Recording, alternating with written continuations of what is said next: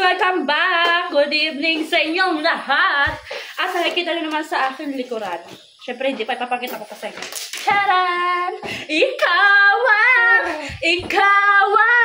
star ng Pasko! Yeah! Ramdam na ramdam ko na ang Pasko. Kayo ba? Ramdam na ramdam nyo na ba ang Pasko? Grabe, malapit na ilang araw na lang Pasko na. Alam nyo guys, sa edad ko nito, wala pang kuha sa akin. Kumukuha ang ninang. Hindi ako ripot. Galante ako ah. Charisa, joke lang. Buti na lang talaga. Wala akong inaanak. Nakaligtas ako. Ngayon guys, meron dito ang Christmas tree. Ayan. Ayan. Ito ang aming Christmas tree. Gato lang kaliit kasi ito lang nakayanan ng nanay ko. Ayan. Meron na star ng Pasko. Ayan, umiilaw na. Ayan, solar nga pala to. Solar! Ayan. Pati yung Christmas light, solar din. Ayan. Ayan, parang kasing laki ko lang yung Christmas tree. May ipit! Bakit ito? Bili na ng nanay ko. Di ba meron pa mas malaking Christmas tree? Bakit ito? Charis. Gaya pa sa akin. Ha? Gaya pa sa akin. Ayan, parang 5 feet lang yata ito. I don't know. Tapos ito yung Christmas light. Kakawit natin ito. Para naman magkakulay itong Christmas tree na to, di ba? Dahil ikaw ang star ng Pasko.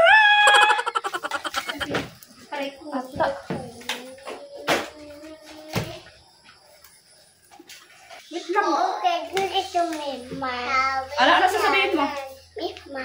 Christmas tree. Christmas tree. Christmas tree? Christmas tree. Christmas tree. Christmas tree. Christmas tree. Christmas tree. Ah, wala na. Di kaya banggitin ng Christmas tree, kaya Christmas tree. Tara, jingle, ano? Jingle bell, jingle bell. Ano pangalan mo? Ayan. Pakita ka. Ayan guys, yung aking kapatid na bunso.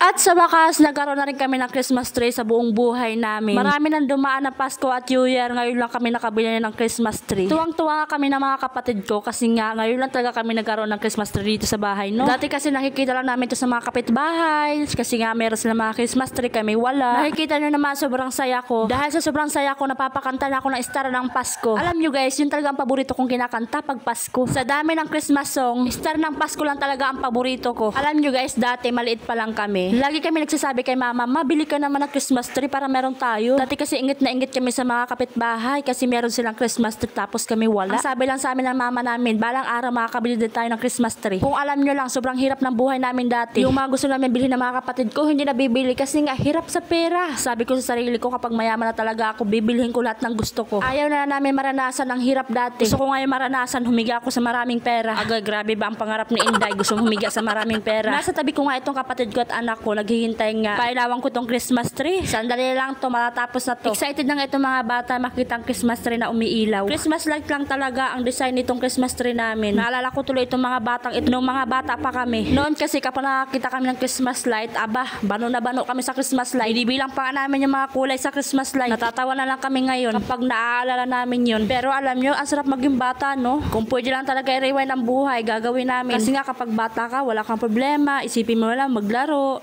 1, 2, 3. Ayan guys, talagay ko na yung Christmas light. Ayan, wala lang siyang balls. Mas maganda kasi kapag may balls. Pero syempre, no budget tayo ngayon.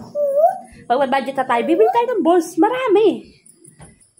Ay, ito guys, para sa Christmas tree sana itong Christmas light. Kaya lang, mahina. Nahinaan kami sa ilaw niya. Ito, malakas oh. Malakas yung ikuan niya. Kasi may malaki kasi yung bombelia niya. Ayan, malaki yung ikuan niya oh. Mga battery. Yun lang guys. Bye-bye. Share ko lang.